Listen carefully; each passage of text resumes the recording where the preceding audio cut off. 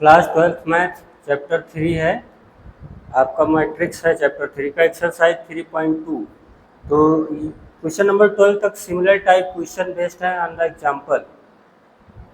12 तक अगर आपको कोई प्रॉब्लम होगी तो आप कमेंट में बताइएगा, तो उस क्वेश्चन को हम जरूर सॉल्व कराएंगे। और क्वेश्चन नंबर 13 इम्पॉर्टेंट है, और उसी एक्सरसाइज 3.2 का क्वेश्चन नंबर 21 एंड 22 भी काफ़ी इम्पॉर्टेंट है। तो ये थोड़ा डिफरेंट टाइप का है, इसलिए जो कि बेस्ट एग्जाम्पल पे नहीं है, इसलिए इन क्वेश्चन को मैं सॉल्व कर रहा हूँ। क्वेश्चन नंबर 13 देखिए। एफ एक्स गिवन है matrix, F X equal to given है cos x minus sine X 0, sine x cos x 0, 0 0 1। तो यहाँ पे आपको प्रूफ ऐड करना है f x into F y equal to होगा एफ एक्स प्लस वाई। तो यहाँ पे देखिए एफ एक्स तो ऑलरेडी गिवन है, तो यहाँ पे एफ वाई का क्या मतलब होगा, when you replace x by y then this function become f Y. ठीक है, मतलब जहाँ जहाँ आपका एक्स है वहाँ पे वाई पुट कर देंगे तो हो जाएगा एफ वाई। क्लियर है? तो एल एच एस देखिए F x into F Y. ठीक, अब अपना एफ एक्स यहाँ पे नोट कीजिए, cos X minus sine X and 0, sine x cos x and 0, 0 0 1, ये आपका एफ एक्स है। ठीक, और ऑर्डर क्या है 3/3। कैसे? Row 1 row 2 and row 3। This is your row 1, this is your row 2 and this is your row 3। तो पहले रो लिखा जाता है, बाद में column, column number 1, column number 2 and column number 3। This is your column first, column second and column third. ये clear है?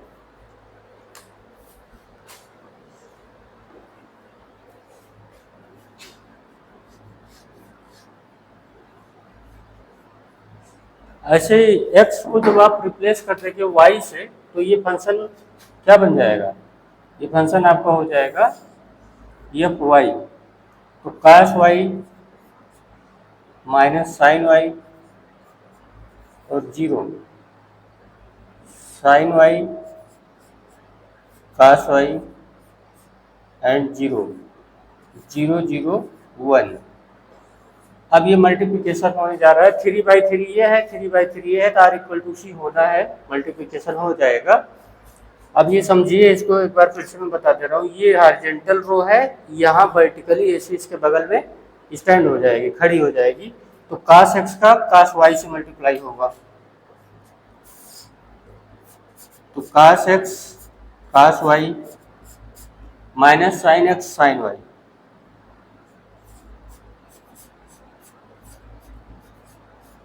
और 0 का 0 से ये हो गया। ऐसे इसको इसमें मल्टीप्लाई करेंगे, cos x minus cos x sine y minus sine x cos y,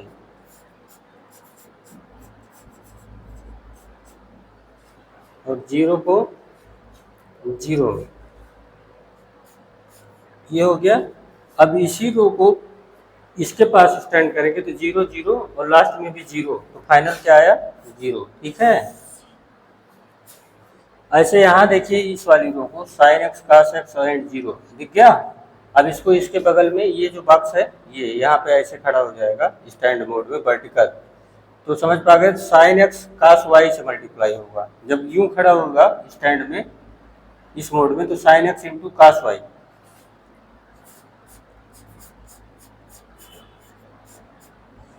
और साइन एक्स साइन वाई,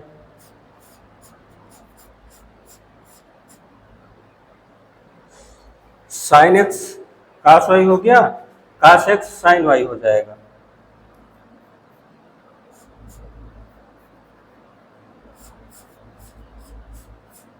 ये cos x sine y, cos x sine y, और ये 0 का 0 में।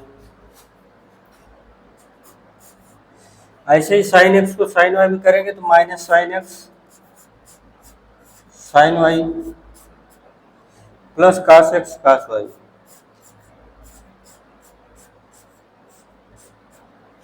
और 0 को 0 में मल्टीप्लाई करेंगे अब ये साइन एक्स को जीरो में करा जीरो, कास एक्स को जीरो मल्टीप्लाई किया जीरो, और जीरो को वन में किया तो जीरो, ये हो गया। अब जीरो को कास एक्स में करेंगे जीरो, जीरो को साइन वाई में करेंगे जीरो, वन को जीरो मल्टीप्लाई करेंगे तो जीरो हो जाएगा, ये आ गया। जीरो को यहाँ मल्टीप्लाई किया जीरो, जीरो को इसमें किया तो जीरो, और वन को इसमें किया तो जीरो, ये आपका सेकंड वाला हो गया। जीरो को जीरो में किया जीरो, जीरो से जीरो, फिर वन से वन, तो क्या आएगा वन। अब यहाँ पे देखिए cos X cos Y minus sine x sine Y, ये क्या होता है, कास एक्स प्लस वाई का फार्मूला होता है। इसका फार्मूला होता है कास एक्स प्लस वाई का, ऐसे लिखेंगे तब कास एक्स प्लस वाई। यहाँ पे माइनस कॉमन कर लीजिए तो sine x sine cos Y plus cos X sine Y हो जाएगा, माइनस कॉमन करने के बाद, तो आपका बन जाएगा minus sine x plus Y का फार्मूला, ठीक है। और ये हो गया जीरो। ऐसे ये होगा sine A into cos B plus cos A into sine B, तो साइन एक्स प्लस वाई का फार्मूला है ये, साइन एक्स प्लस वाई। और एक cos A into cos B minus sine A into sine B, तो ये क्या होगा, कास ए माइनस है तो प्लस का फार्मूला होगा, और ये हो गया जीरो। लास्ट वाली लाइन है आपका 001 001। तो ये ध्यान से देखिए, जो एफ एक्स फंक्शन है अब हर जगह एक्स के प्लेस पे क्या आ गया है, एक्स प्लस वाई। ध्यान से देखो इसको, एक्स के प्लेस पे क्या आ गया, एक्स प्लस वाई। एक्स के प्लेस पे क्या आया, एक्स प्लस वाई। एक्स के प्लेस पे एक्स प्लस वाई, एक्स के प्लेस पे एक्स प्लस वाई। इसका मतलब ये किसका फंक्शन बन गया, एफ एक्स प्लस वाई का, हेंस प्रूव हो गया, ठीक है। तो आप इसे नोट कर लीजिए।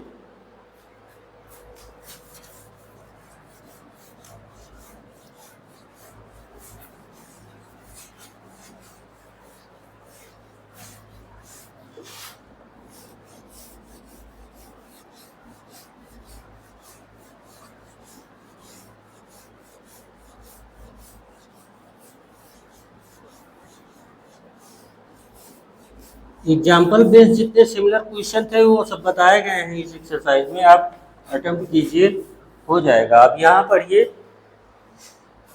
एक्स वाई जेड डब्ल्यू and p r matrix of order. देखिए एक्स का ऑर्डर है 2/n, ठीक है, वाई का ऑर्डर है 3/k एंड जेड का ऑर्डर है 2/p, डब्ल्यू का ऑर्डर है n/3 एंड पी का ऑर्डर है p क्रॉस k रेस्पेक्टिवली। इज्जत से समझ गए, मतलब पहले जो लिखा है वो उसका ऑर्डर है, सेकंड पे जो लिखा है उसका ऑर्डर है, जेड पे जो लिखा है उसका ऑर्डर है, डब्ल्यू इसका ऑर्डर है और पी इसका ऑर्डर है। तो choose the correct answer the restriction on n k p. Restriction निकालना है अपने को एन के पी पे, so that p y plus डब्ल्यू वाई विल बी। तो देखिए यहाँ पे 21 question number 21 p y plus डब्ल्यू वाई। तो देखिए पी का ऑर्डर यहाँ लिखिए, पी का ऑर्डर क्या है, लास्ट में देखिए पी क्रॉस के, ठीक है। तो पी का ऑर्डर है अपना पी क्रॉस के, और वाई का ऑर्डर क्या है, वाई का ऑर्डर है 3/k। ध्यान समझिएगा। तो जब मल्टीप्लिकेशन होना चाहिए, सुनिएगा बात तो मल्टीप्लिकेशन होने के लिए अंदर की ये वाले जो इनसाइड मटेरियल है इक्वल होना चाहिए। मैंने बताया है ना, आर इंटू सी होता है रो और कॉलम, तो पहले वाले मैट्रिक्स का कॉलम और दूसरे वाले मैट्रिक्स का रो इक्वल होना चाहिए। यहाँ से क्या निकल के आया, k = 3, ठीक है। अब यहाँ प्लस लगा है तो प्लस तो रहने दो। डब्ल्यू का ऑर्डर बताइए, डब्ल्यू का ऑर्डर देखिए, डब्ल्यू का ऑर्डर होगा n, 4th नंबर का मैट्रिक्स है डब्ल्यू, n/3 एंड y का ऑर्डर क्या है, y का ऑर्डर है 3/k। ये ऑप्शन ऑब्जेक्टिव क्वेश्चन है, ये y का ऑर्डर है। तो यहाँ देखो पहले वाले का कॉलम दूसरे वाले के रो के इक्वल है, तो यहाँ से मिल गया n = k, ठीक है। अब ध्यान से देखिएगा, एडिशन जो हो रहा है प्लस, तो सेम ऑर्डर के मैट्रिक्स का एडिशन हो सकता है, समझ मिला कि नहीं। तो n की वैल्यू किसके इक्वल है, k के, और k की वैल्यू किसके इक्वल है, 3 के, तो ये सब 3/3 का होगा, ठीक है। तो n = क्या आया तो यहाँ से फाइनल समझिएगा, जब मल्टीप्लाई करते तो ये कैंसिल हो जाएगा, यहाँ से मैट्रिक्स का ऑर्डर क्या आएगा, पी क्रॉस के। मल्टीप्लाई होने के बाद ये कैंसिल, पी क्रॉस के मल्टीप्लाई होने के बाद ऑर्डर आएगा, ये मल्टीप्लाई होने के बाद का ऑर्डर पी क्रॉस के। और यहाँ ये कैंसिल हो जाएगा, तो इसका कैंसिल होने के बाद ऑर्डर क्या आएगा, एन क्रॉस के। ठीक, यहाँ तक आया। अब देखिए दो मैट्रिक्स का एडिशन तभी पॉसिबल है जब दोनों का ऑर्डर क्या हो, सेम हो। तो ये तो सेम हो गया, तो P को भी n के इक्वल होना पड़ेगा, अदरवाइज इसका सम नहीं हो पाएगा। तो P इक्वल टू n होना ही पड़ेगा, ठीक है। तो P equal to n equal to K equal to 3, ये हो गया ऑप्शन ए। आंसर आपको मिल गया होगा।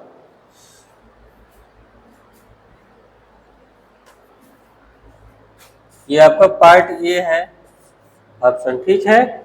ऐसे ही क्वेश्चन नंबर 22 देखिए, if n equal to p then the order, ठीक है, 7x माइनस 5z।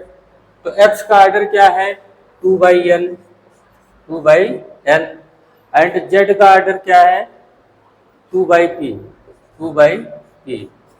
तो देखिए यहाँ पे अगर n इक्वल टू p है, n इक्वल टू p है, तो सबसे पहले ये देखिएगा 7x, तो x का ऑर्डर आपका है 2/n एंड z का ऑर्डर है n into 3, x y z।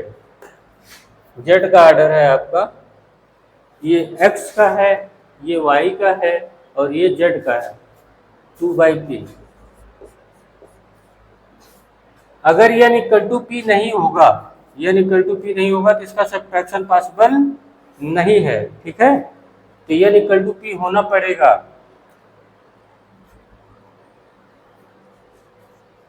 तो n इक्वल टू अगर p हो जाए तो ऑर्डर तो यही आ सकता है 2/n, ठीक। तो आपका ऑप्शन क्या आएगा, बी। दोनों सेम ऑर्डर हो गए, इसे भी n पुट कर दो तो 2/n, तभी तो प्लस या माइनस होगा, जब तक सेम ऑर्डर नहीं बनेगा। हो गया।